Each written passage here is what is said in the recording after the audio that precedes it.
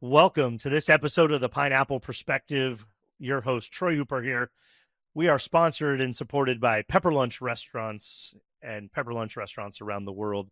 516 restaurants and growing in the U.S. and Canada. Look out, coming to you, Canada, and hey, Brazil. Pepper Lunch is poking around, looking at coming down your way as well. Today, we have an awesome guest. I would say one of my most accomplished guests from a career perspective, but I will say one of the best presenters, speakers I've seen in a very long time. Definitely a top five in person. Had a great chance to meet Monica. Monica Rothgery, how are you? Thank you so much. That is so kind of you to say that. And I would have come on your show anyways. You didn't have to say that, but thank you. The minute we hit it off the night before, I knew I was going to have a fast friend because we share some things in common. Yeah, I'm looking forward to getting into it. I met Monica at a small summit in Denver, Colorado a few weeks back, and man, was just really not only blown away by all of your story as your life, but you really are just a phenomenal storyteller. And you've got a book with the copy sitting there behind you. If you're watching this on YouTube, we'll talk about the book and where you can get it throughout the show. But I think your gift is in that storytelling of connecting and really giving us something to resonate with. And I definitely resonated with you. For those that don't know or weren't there, I jumped up out of my seat and went and met Monica at the side of the stage as she was coming off stage, getting her microphone off, just to tell her how phenomenal I thought that her story was, but in how she told her story, how compelling and captivating it was. So not to overset you up for this conversation. This is not a keynote, right? This is a conversation online and, here on YouTube, so to speak, but we're just excited. And I just want everybody to know how much I thought of our experience and our time together. And I'm looking forward to learning a lot more about you and bringing value to the audience through your stories. Well, I mean, that's such a good, we're going to talk about hospitality, but really hospitality is ultimately about how you make people feel. When you're in front of a stage and on stage doing your thing, you don't know what people are thinking. You can kind of read the room and you see people on their phones. I later found out some people were on their phones because they were texting their coworkers, I just heard this amazing thing and I need to share it with you. But when you come up to me right after and then affirm and share your experience, it's such a gift. It's such a gift. And so thank you for that, because then you're like, okay, maybe one guy heard something. And the way people give their feedback on modalities like this one, whether you're listening on Spotify or watching on YouTube or consuming this in some other way, that would be by giving comments, likes, and shares and reposts. So feel free to do that. That's the way we give love in this new digital age. That's Monica, right. we start our conversations the same way every time. And I ask you, what does hospitality mean to you? Straight up, and I just alluded to it, like hospitality is just how you make people feel, whether it's in your home or on your show or in your restaurant. It's how you make people feel. There's good hospitality and there's bad hospitality, right? And I think we have to just get really personal about it. And we can talk about how I think it comes to life in fast food restaurants and restaurants. But ultimately, it's just about making people feel special, seen, heard, appreciated. And it's complicated right now, especially with the digital experiences that we're creating. So, Monica, we always ask the follow-up question, where did you get that thesis? How did you come to learn that hospitality is about how you make people feel? Is that something from your childhood, your family? Straight up, Mom. Her name was Lori, and she was the consummate hostess. She had fabulous dinner parties that she put on by herself. And I just watched how she would make people feel the minute they walked in the house. Can I take your coat? Can I get you a drink? And how she engaged so that everyone, whether you knew people at the event or you were entering a room full of family, made people feel, even the kids. And then she always had some special things, like whether it was her hostess, little trinkets she would put at the table for each person. It was just so infused with what I can call nothing less than love. It was just a genuine desire to create a special experience for the people who are coming into her home. And so that That's just, amazing. yeah, it just solidified in my head. She was amazing. I miss her. So I don't know if that wink and nod earlier to us having some commonality was something you picked up from hearing my story or something, but that my father was the same way. I was raised by my father and his mother, and he just loved to throw a good party. And rarely was there a Friday or Saturday night there wasn't a poker game or a barbecue or if look, you had every excuse in the world from football season to different championship seasons in sports to then the holidays rolled around. I mean, it was constant. There was always people in our home. And look, we had a bar in our living room. Now, a lot of people have a little wet bar with a wine fridge. That's all bougie and cute now. No, we had an actual, like, 4 people could sit at it with a In the tap living and room. whiskey in a bar, like a real bar, wet bar, sink and refrigerator, everything, That's amazing. that we were into hospitality to have a bar in our home. So let's get into a little bit about your story. It's really fascinating, the bits that I've learned so far, because you've had a untraditional path to the top in this industry. But did your hospitality career start after the Army, or did you have some experiences as a young person before the military in hospitality? It's a great question, Troy. My first job was at Chuck E. Cheese, but I'll be honest with you. I mean, it was 16 to 21 or whatever, and I didn't really pay very much attention to hospitality. It was all, I did like making great pizzas because it was fun. But I wasn't really focused on the customer, the idea of the customer experience. But interestingly, in the military, I was a quartermaster officer, and that's an officer that provides things to the supply chain. So service started to matter. Like when a battalion came to me because they needed something, whether it was parts for the lawnmower or toilet paper, it was important to me that they got what they needed, not just from a wartime readiness standpoint, but just from a fact that they shouldn't have to wait 2 weeks to get what they need. And like I can remember the officers would have to serve, not have to, but we were asked to serve Thanksgiving meal to the soldiers. And again, it was just important to me. They're away from home. We were in South Korea, and Thanksgiving's a pretty hard day to not be at home. And so if we could just make their days a little bit easier, serving them some, food that reminded them of home, that was probably a continuation of that sense of hospitality. But it wasn't until I got out of the military and really went to work for Taco Bell that the idea of hospitality being a component of the customer experience really kind of started to form. Side question. This is personal. On the supply chain side, Yeah. Was your department or your area involved in the food supply chain as well for the commissaries and the mess halls and whatnot? The overarching quartermaster corps does do food, but I never got food. I had fuel, I had bullets, and then I had like the equivalent of the warehouse where you get everything from lawnmower parts to. But I never surprisingly got food. Very interesting. I spent a lot of time in supply chain and vendor relations, so Oh, just and curious. I didn't know exactly who did the ordering for the military in that regard. So cool stuff. Okay, so there's a long storied career in food service. When you get out of the Army, you go to Taco Bell. That's your first job out of the Army. Give us a little story there on how you ended up there and what that was like for you. sometimes I don't even know how I ended up there. So I was going through a recruiter that refines young military officers placement after service. And I was interviewing with companies like Allergan, Pfizer. I had a background in biology, and so they thought I would make a good pharmaceutical sales rep. I'd interviewed with Hallmark and a few other Firestone, a few manufacturing companies. And then he called about Taco Bell, and I was like, are you crazy? I mean, seriously, right now, are you crazy?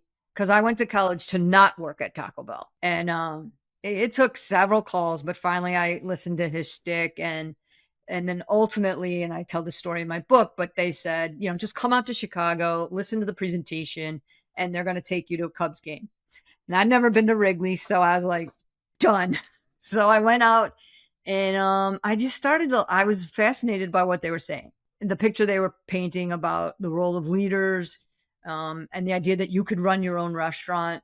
And so, 6 months later, traded in the Class A's for a Taco Bell manager's uniform. I still can't believe that.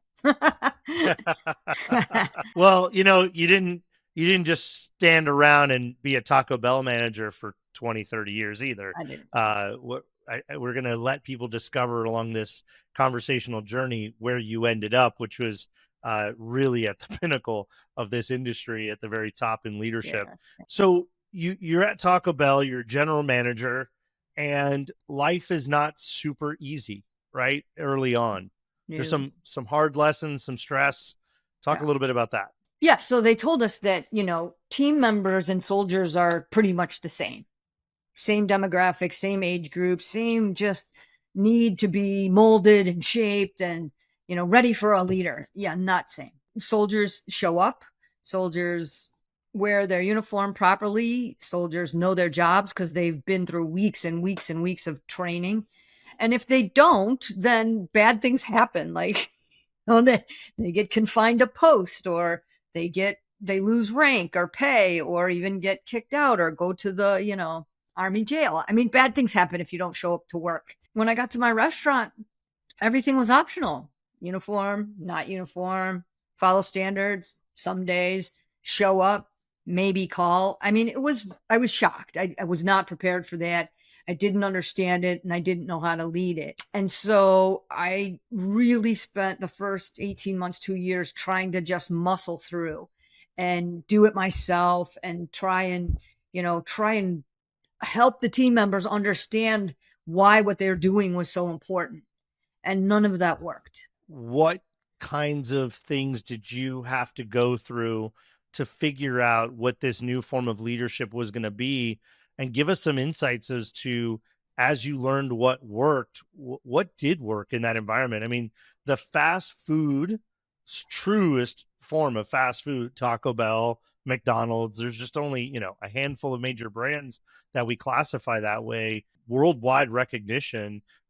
How did you come to learn, and give us some ideas around some of the lessons that you learned that molded the different type of leadership that you had to find yourself providing? Probably the very first thing that I learned was that until the team members know that you care about them, they're not going to care about you. And it sounds kind of trite or maybe pedestrian, but the reality was I was so busy trying to get the tasks done, literally get the doors open, get the food made.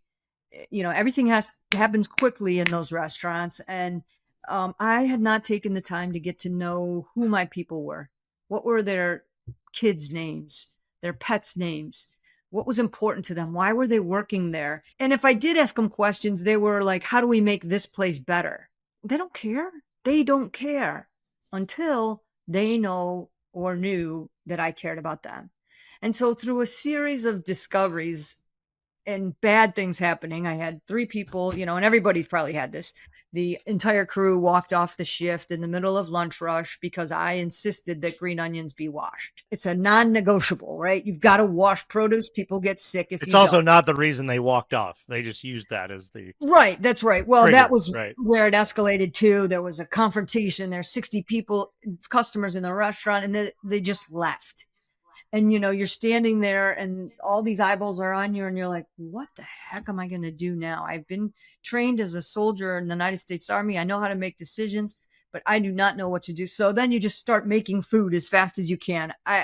People are demanding refunds. I can hear horns honking in the drive-thru. How long do I have to wait? 20 minutes. It was terrible, just terrible. And then when I reflected on it, I realized, they were angry. The crew, the left, were angry, and they were angry at me. And you're right. It wasn't because I was asking them to do something. It was because I never even bothered to engage them as people. And it's kind of embarrassing to admit now, but what the heck? The story turns out okay. So I just learned that the more I invested in them from very personal, the more they started to care, not about Taco Bell, but about me, right, and each other. So then they started to show up for each other and show up for me. When a closer calls off and I call and say, hey, Jeff called off, can you come in? They're not coming in for the brand. They're coming in because I need them.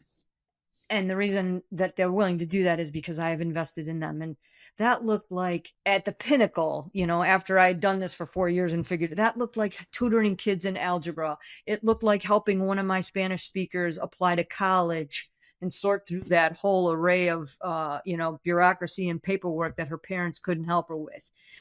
I took one kid to their driving test. I mean, that's the level of care, love, I guess, that I found when I put out. Oh, they would walk through coals for me. They would do anything. And I know I'm not dating myself because I asked at a workshop, what are some things that show team members that you care? And one woman raised her hand, manager. She said, I'm going to one of my team members' high school plays on Saturday night. They have the lead in the play, and I will be right there with their parents. Now, they're going to know that their parents were there, but they're going to remember that their manager was there on the night that they had the lead in the play. That's the kind of care, commitment, investment. And then they'll do anything. It's still coaching and all that, but that's the key. Yeah. That's the unlock. And so did you find that after getting to that point of having that optimal relationship, that also the business was rewarded with exponential returns, better performance, better results, consistency, better scores, all the things that come along with that? All of it. And I didn't even have to worry about it in the same way I did before. It kind of just took care of itself because everyone was doing their part. I shared this in my keynote. The customer experience will never exceed the team member's experience. I love that quote. And the team member's experience is controlled pretty much by one person. And it's not the owner, right? It's not the director of ops. It's that restaurant manager. And so when you have a restaurant manager that just makes work fun and gets the team excited and rewards them with fun games and contests and cares about whether they pass algebra, that experience then translates to a better guest experience. I just love your sentiment that the customer's experience will never exceed the employees. If the employees are if they're in a good mood, if they're, getting high fives, if they're bebopping to the music, they're not being beat on the head because, they took a sip behind the counter because they were thirsty or what, those little things, they feel like we're all just doing it together as a team, then it's easier to start to make those suggestions and tell them how important it is to this guest that we recognize them, we notice them, if they're regulars, we talk, are you getting the same? Like, I love when I go in and I don't have to order anymore. They're like, are you getting your normal or have you changed it yet? And I'm like, no, I'm still on the same thing. Okay, cool. And that's not just at Pepper Lunch, it's at anywhere, right? I tell the story a lot that I can go into Lazy Dog and they see my son coming in the front door, a 4-year-old, and it's over. They know where we want to sit. They know what I'm drinking. They know that his spoon should not be in the hot mac and cheese before it comes to the table, right? That's recognition. That's really understanding who your guest is. And so, as you said, when you stop counting pennies and really worrying about all of the little metrics of the KPIs and you start caring about the people, they'll start taking care of those things. Those things will take care of themselves. I think that's a universal truth that a lot of folks, they forget. I think we all know it. I think we learn it. I think we experience it, but I think we just get caught up. And it's the difference between great and okay, and maybe not so good. I'll share the quick story that there's a specific Jack in the Box in Santa Clarita, California, that's on the I-5 and is a great spot to grab breakfast or lunch when I'm getting on the I-5 and need to drive an hour and a half, whatever it's going to be. And there's a lot of Jack in the Boxes. I actually drove past 2 Jack in the Boxes to go to this one. Wow. Now, they're all on the same road. I could have stopped at any of them. But once I experienced the hospitality, once I got the service, by the way, oh my God, when you don't expect fast food to be hospitable, for the voice to come through the drive-thru that's so just pleasant and welcoming and excited to talk to you and sort of personalized personality, then you pull up and they're like all having fun and like, hey, Troy, how's it going? And they think ahead, they start to offer you things. Oh yeah, I forgot I wanted sauce with that or whatever. It just stands out. And I looked at the sticker in the window and it says who the franchisee company is. And I looked them up and I'm like, all right, where are all their stores? Like, this is a unique operator. This is an operator, a franchise group that understands they had to have invested in these people. And by the way, I've been to that Jack in the Box at 6 in the morning and 6 at night and had the same person in the window, right? Same That's good. manager running the store, running the show, and got the same level of energy and hospitality 12 hours later. Don't judge me for going to Jack in the Box twice in one day. but man, No it's judgment. so exciting because it's so unexpected, because we just don't expect it in that environment. And I think that's really interesting part of your career is, I started in fine dining, ultra high end restaurants, luxury hotels and resorts, but I love fast casual QSR.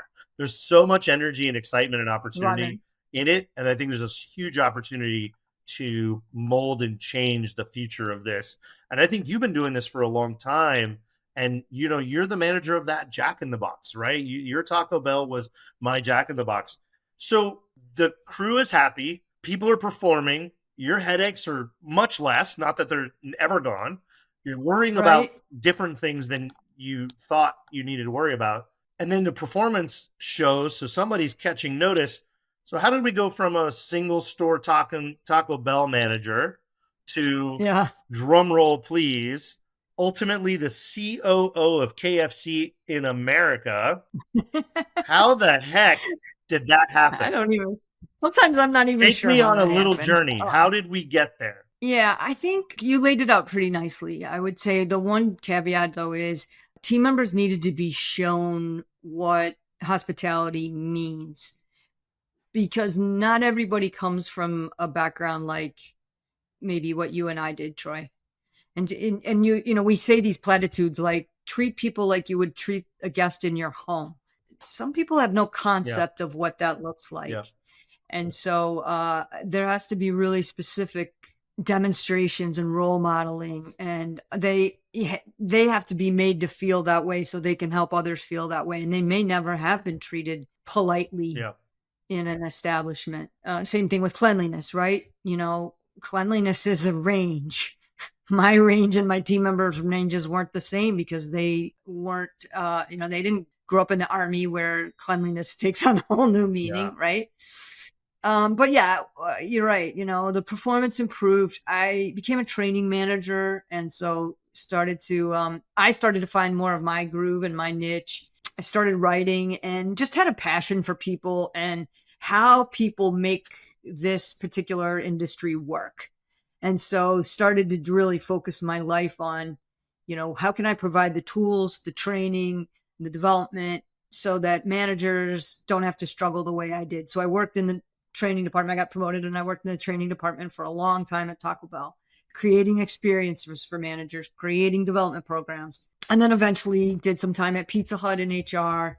And then got this really, after 20 years, unique opportunity to be the chief operating officer in Thailand. It was a hard no. I was like, there's 3 reasons why this is a bad idea. Number 1, I don't know anything about chicken. I've worked at Taco Bell and Pizza Hut. Number 2, I've been in HR for the last almost 20 years. And number 3, I don't speak Thai. And the manager's customers don't speak English. So how will that ever work? They needed a COO, and I was assured that I would get support. So I said yes. And I said yes for 2 reasons. One, I was curious to see whether what my premise was about the team member experience translating to the customer experience, if that applied across cultures, or was that just unique to the United States? And won't be surprised to know that no, it was the same. How you show appreciation to Thai employees looked a little different, but the same result. Once they knew that they were cared for and loved, then they went far beyond even Yeah. what I would say some of their American counterparts did. And then I wondered if I could do what I've been telling operators to do for the last 20 years. I'm like, you need to do this and you need to do that. If you want to run a great restaurant, this is what it needs to look like. And so this was an opportunity to put myself in a hot seat and see if I could take the worst performing operations, out of 140 countries, at least to the middle. There was nowhere to go but up. So there was that. But it was great. It was such a rewarding and beautiful experience. The Thai people are so amazing, and we're planning to go back there and visit everybody next spring because it was life-changing. It was truly life-changing. And then they said, okay, great job in Thailand. How about if you come to the US and work with the US franchisees on the US business? 4,000. So I went from one restaurant to 4,000 restaurants. That's absolutely incredible. So you outline some of these stories. You tell it masterfully. And if I can encourage you, I think there's long form TikTok and YouTube videos in your future. I think your keynote stories that you talked about that I heard need to be recorded there as a way of discovering you and learning these lessons. But I'm sure there's many and maybe endless stories that you can come up with. But you've outlined some of them in this very digestible, reasonably sized reading material, Lessons from the Drive Thru. A phenomenal name. I can't believe it was even available. Great job on the title. Talk to us a little bit about the book and why did you write it? Where was all this just in you and you had to get it out? What are you hoping for in sharing this book with the folks of the world? Well, I love my baby. She's about 3 months old and she's doing great. And I just want to get her in the hands of more and more leaders. You know, I got my master's degree in written communications. I love writing, always wanted to write. And the stories were there. They were waiting to be told. I had pledged if I survived being a restaurant manager, I would do whatever I could to help managers. And this is my next iteration. There's a lot of books. I'm looking at my bookshelf right now. There's a lot of books written by executives for executives and managers, mid-level management and above. There aren't that many books written for young leaders starting out. Middle-level manager executive might read my book and go, duh, yeah, but it's not for you. Yeah. Hopefully a lot of them read it like you and they go, oh yeah, I had that. I remember that. So it's nostalgic, right? But that's the one thing that makes it different is that it's truly written for the frontline leaders in a way that's digestible. Another thing I think that's unique about it is not me standing on the soapbox telling everyone, do like what I did and you too will be successful. In fact, it's quite a quite vulnerable retelling, sharing of a lot of my mistakes and things I wish I could have done differently so that people can learn from them and maybe not have to repeat them in the same way. Yeah, so it's special to me. And I love your idea of YouTube or what did you say? Long form TikTok. Is that a thing? Long form TikTok? Yeah, you can do 10 minutes on TikTok. I don't know if you have to have 1,000 followers or there's some threshold or 500 followers. Yeah, it goes from, I think originally it was 1 minute, now it's 3. And then there's a way to get from 3 to 10-minute videos. But yeah, I just think I think you could tell a hell of a story in under 10 minutes, maybe a lot less, but yeah, I'll tell you, you had the room captivated from one story to the next in your keynote speaking. So, and by the way, props, love the props. You got to bring the props to the video. You're over there with a headset on reenacting this entire scenario. I love that chapter 1 is wash the damn green onions. Right. Yeah. You know what we did at Pepper Lunch? We just took the bean sprouts off the menu. Well, I was just going to say that. You raise a good point, Troy, and I think we should talk about it because part of our job as senior leaders in these organizations isn't just to set the standards and provide training. Some of it is to make their jobs easier, to make it possible that they can execute the things we want them to do. Like that Taco Bell took green onions off the pizza. Yeah. You took the sprouts. The sprouts, that produce is the most susceptible to, bad things happening. And so let's not even play with the risk, right? And find other ways to make sure that the product has the right taste profile without having that liability. The other thing, a lot of organizations have gone to is pre-prepped produce, right? We even do it in our homes. This lettuce is triple washed. Right. Why? Because we're not going to wash it 3 times when we get ahead. So there's a job we have to do to, as owners and operators, senior operators, make it easier. I'll give you, if I can, an example. I had a heck of a time getting team members to do conflict resolution or, dealing with a customer complaint. Their instinct, now that they love me, was to protect me. And if you were trying to steal from me or, alleging that you got sour cream when you didn't order it without sour cream, you were ripping me off. You were ripping off the company, and they became like almost a police force. Well, do you have a receipt for that? And so what I did was I threw out the company model, which was to listen, apologize, satisfy, and thank. The biggest problem was apologizing. Saying I'm sorry is one of the most difficult things for a human being to do. Even when they're wrong, it's hard. And that Especially when they believe they're right. right. Or it wasn't their fault. They didn't make the pizza, or, they just happened to be the server that day. And then we expect them to do it multiple times a day. It's terribly, terribly, and the customer's upset. And so I took the I'm sorry out of the equation. And instead I said, all I want you to say is this: that shouldn't have happened. Listen to the customer, whatever it is.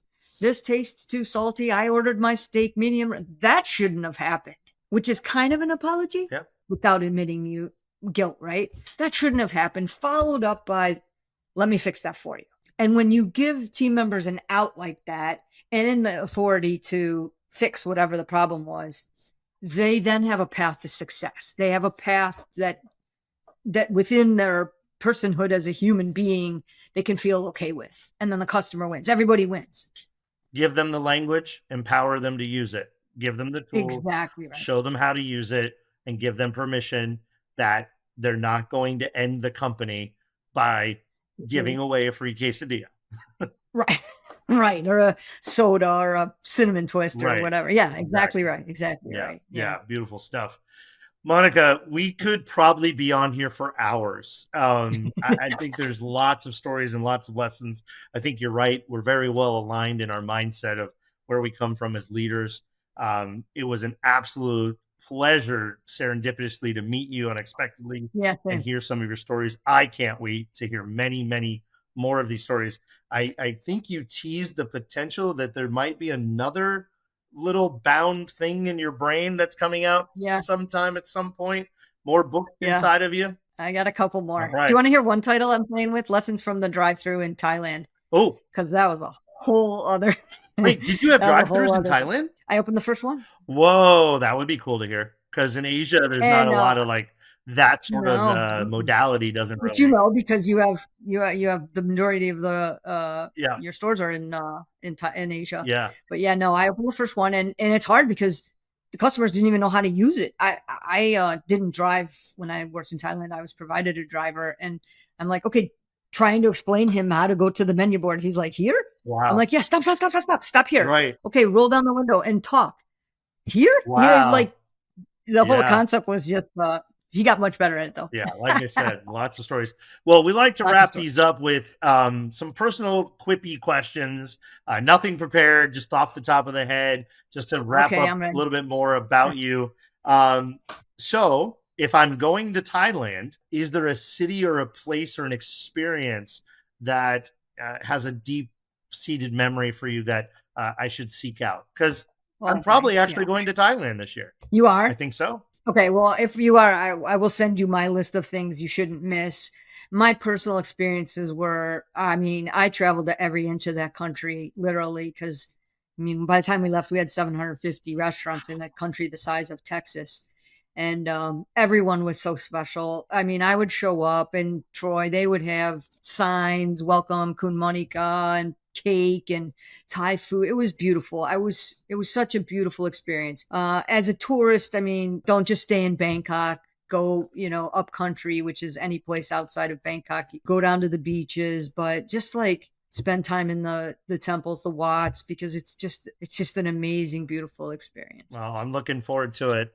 One of my employees lives in Chiang Mai, and several people I know are in that area and spend time there. So I'm going to Singapore this fall on a speaking engagement and work, and I'm going to make a little side trip over to Thailand, I think. Nice. Yeah. Okay, we'll have to definitely hook you up. All right. So you wrote a book, and your book is about for a specific audience, right? And a specific purpose. And it doesn't have to be for the same audience, but is there another book that you've read, an author or a book you've read that gave you leadership inspiration, leadership lessons, something that you took away that you think we all should be aware of? Is there something on your shelf that you would recommend? Ooh, golly, these are good, hard questions. I will tell you one of my all-time favorites that I probably go back to more than anything, and it starts with Why by Simon Sinek. It just, every time I get my head turned around. It grounds me. It reminds me of my purpose. It centers me and focuses me on how I should and where I should be spending my energy. If you haven't read that book, and any leader, right? I think it's just such a great, whether you're talking about your own why, your personal why, or your organizational why. I've got some news that you may or may not know. Do you know who Will Guidara is? Yes, I heard him speak, and wow. I haven't read his book yet because I'm too cheap. Well, I should just buy it, but it's on Libby, and it's so popular that you have to wait like 9 months to get it. But yeah, he's amazing. Unreal. There it is. The other side of my desk from your book. You want to talk about a good storyteller? That guy can tell. His stories are incredible. So for those that aren't watching this on YouTube, Unreasonable Hospitality, Will Guidara.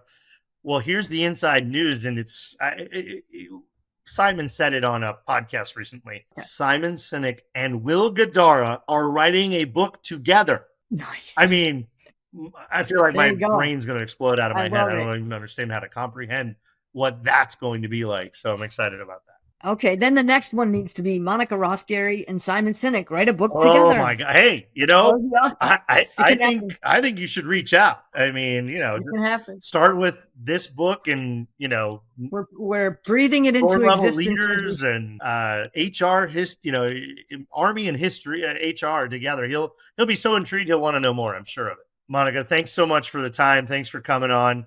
It's a pleasure to start to get to know you. I think we'll see each other again. I think we'll have more conversations in the future. I really look forward to learning from you.